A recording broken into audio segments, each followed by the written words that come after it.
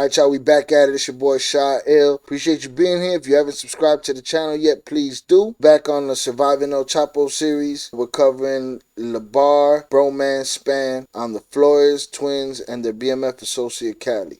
According to the new RICO investigation, the Flores twins were the ones that put that in motion through Labar Spann to have Cato taken out. Labar Spann was found not guilty of this in his own trial, but they rolled it into the RICO case and somehow they're after him again for it. I've posed the question, who's telling the truth? Are the Four Corner Hustlers telling the truth about the Flores twins? Or the Flores twins telling the truth when they say they had nothing to do with it? Only time will tell, right? Let's get it.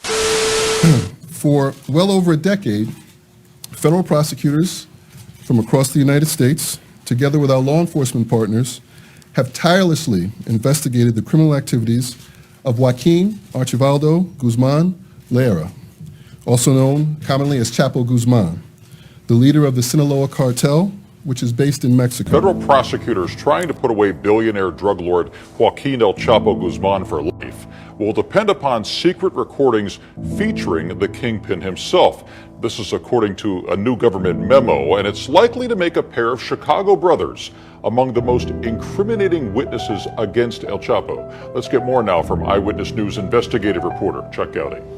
Alan, of the estimated 1,500 secret recordings, those made in 2008 by Chicago brothers Pedro and Margarito Flores are considered among the most incriminating against Joaquin El Chapo Guzman. The Flores twins, who hail from Chicago's Little Village neighborhood, recorded face-to-face meetings with El Chapo. Wrong. They did not record face-to-face meetings with Chapo. They recorded a phone call with Chapo. It's like these news outlets have no responsibility to the truth. Leadership of his Sinaloa cartel.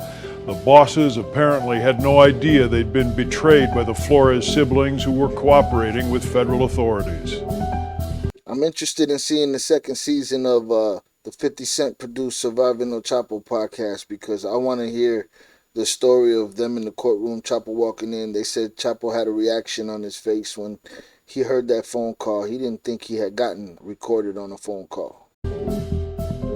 At least one of the conversations with El Chapo took place at the drug lord's mountaintop compound in Mexico and was recorded via a wire being worn by Margarito Flores. Where is that information? I never heard any of that. I never heard anything about a wire. Am I mistaken? Did they mention something about a wire on the podcast? I don't remember a wire being mentioned. Well, he did have tape recorders, but they never got Chapo on a call until they got Chapo on a call. The DEA wasn't helping them with anything. So you think the twins were going to take it upon themselves to put a wire on and go in there? Now, mind you, they had the whole scheme of tape recorders in their pockets, but I don't believe they did the tape recorders in their pockets while they were out there. I believe he did what he did with the phones when he was taking people's phone numbers and taking little pictures with the phone and stuff like that. That I understand, that I believe. But I don't think without the DEA's help that these guys were going to risk wearing a wire and recording him firsthand. And we've never heard of those recordings or those recordings. We heard the recording of them. They were happy that they got the championship trophy by finally, after 9 months, getting Chapo on a call and recording him, and then they called the DEA and said, let's go. And they had 2 hours to get out of Dodge. So I don't believe that they have wired recordings of them on the mountain talking to Chapo. Although not called out by name in the new court filing, the twin brothers from Chicago are expected to be witnesses at Chapo's first trial in New York City set for September. The drug dealers turned informants are in protective custody after pleading guilty and being sentenced to 14 years each for running a $2 billion U.S. empire for the cartel.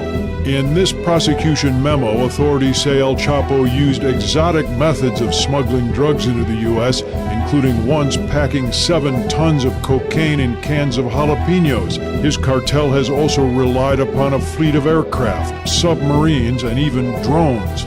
Prosecutors also say they have satellite photos of the kingpin and his operation, ledgers of drug deals, text messages and emails, and more than 300,000 pages of documents.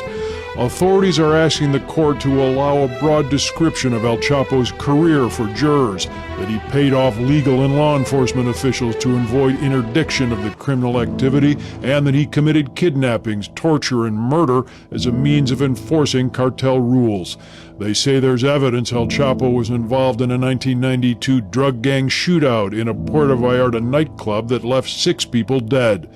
Investigators now say his Sinaloa cartel began moving into a new product line in late 2014, fentanyl, the painkiller El Chapo allegedly referred to as synthetic heroin that would either be imported from China or manufactured at labs in Mexico. Prosecutors say in the early days of the cartel, the drug lord was known as El Rapido due to the speed with which he delivered cocaine to the U.S. market. Es rápido, pendejo. Chapo, or Shorty, he became the dominant dealer of cocaine and heroin in Metro Chicago, eventually controlling 80% of all illicit street drug sales, according to federal agents. It should be quite a trial when it does actually happen. At 09, the city is really on fire. I think I'm not even sure if it's at this time or not, but the city of Chicago ended up putting an indictment out for El Chapo, and it ended up being linked to some guys that they link you to online. Two guys by the name of the Flores twins. Now, what's your knowledge or your history with the Flores twins? You know, it's crazy that you said that, because I don't know them cats, you feel me? And really, my homie, when I came home, my homie was like, man, he want me to holler at his man. So I'm like, who your man? He like the dude Cali. Now, Cali supposed to been working for the twins because he was with them tough. So plus he was with the BMF from Atlanta or whatever. That's what they were saying. Okay. But at the same token, you know, when they got popped, he was so loyal to him. When I first meet him, he telling me about the Flores twins, saying, goddamn it, how he met up with Cato's wife. You feel? Because, you know, one of the Flores twins with her. Yeah. And he ended up getting her $1 million because he owed them or whatever. But make a long story short, he like, man, he want my rapping them he'll pay my rapping them to say that the Flores twins paid us to get down on Cato. But I'm like, no, I don't know what you're talking about, homie. I ain't had to do with that shit. But I'm looking at him like, you suspect. You look like paying him off. Really, he was working. So I'm like, no, homie, I don't know what you're talking about. You feel me? And I really spent up off on him. And that's the first time I'm being around a who actually was fucking with them cats. But other than that, I ain't never knew them cats or none of that. And so what ended up happening with him? Cali ended up getting killed. I want to say some months after that. Yeah, a few months after that, he ended up getting killed. Somewhere out south. I guess he was just coming back from out of town. I think he was coming from the A, because, you know, he had a crib down there. You know, he was one of them dudes, really was up from with them, you feel me? I really don't know him, so I can't really go into detail about him or none of that. But, you know, I heard of him, and that's what they were saying. But he was suspect like a to come to me and say he wanted to give a statement about the Flores twins paying him to do something. And the whole time, I'm like, no, I don't know what you're talking about, homie. But yeah. Hold on. You hear that? We're going back. I don't know when this interview with Labar Spann happened. I'm going to do some investigating, see if I can find that. But he's saying a dude came to him and told him, hook up with my boy Cali and offer him money to testify that the twins did indeed put a bag on Cato's head. And his answer was, no, I ain't had nothing to do with that. I don't know nothing about that. I'm out of it. This is contrary to what we're hearing in this RICO case. It's about that time to dig deeper into this RICO case. Let's listen to that again. The city is really on fire. I think I'm not even sure if it's at this time or not, but the city of Chicago ended up putting an indictment out for El Chapo, and it ended up being linked to some guys that they link you to online.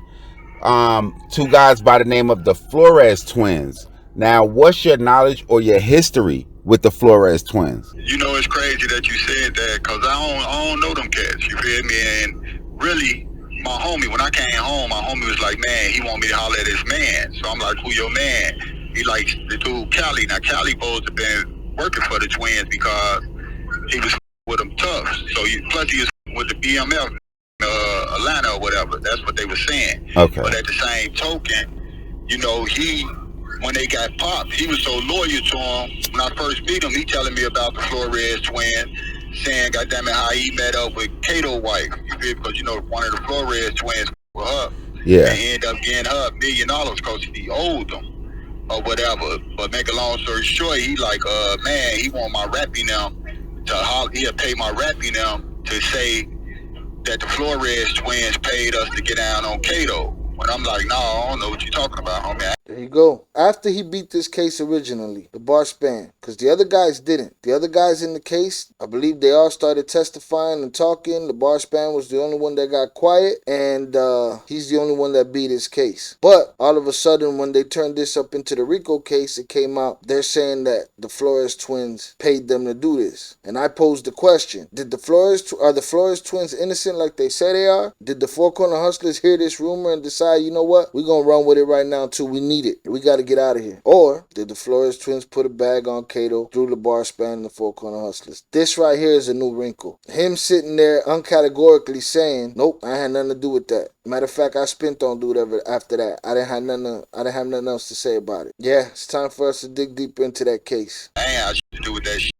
But I'm looking at him like, you suspect. You look like paying him, so really he was working.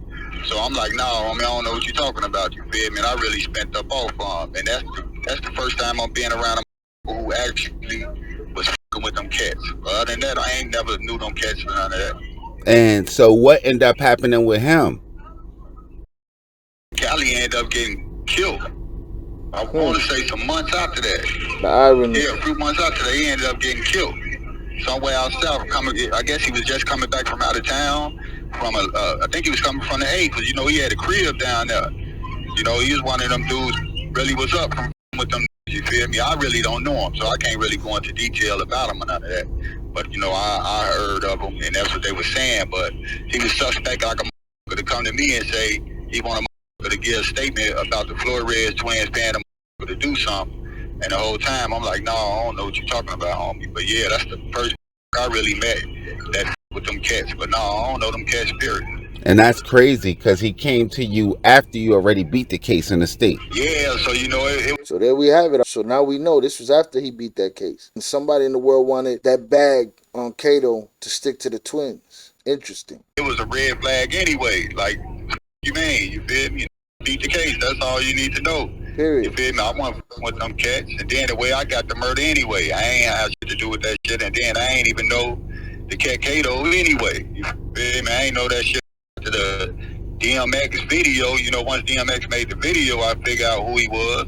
And that's when rumor went and spread around. But, you know, like I told you, the way I found out that I had the case was through when I was locked up. But I ain't know none of them cats. I ain't know who I ain't never heard of Cato or none of that shit. After the murder, I got the murder really, and then goddamn it, far as DMX making a video and Fat Joe I'm talking about the shit. But no, I ain't know him or the Flores twin. Wow, that's crazy.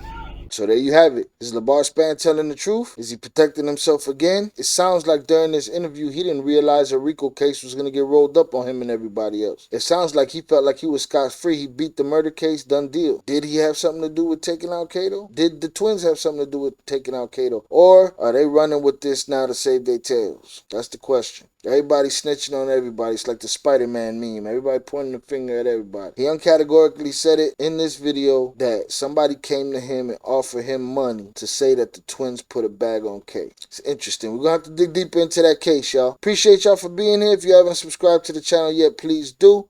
Peace.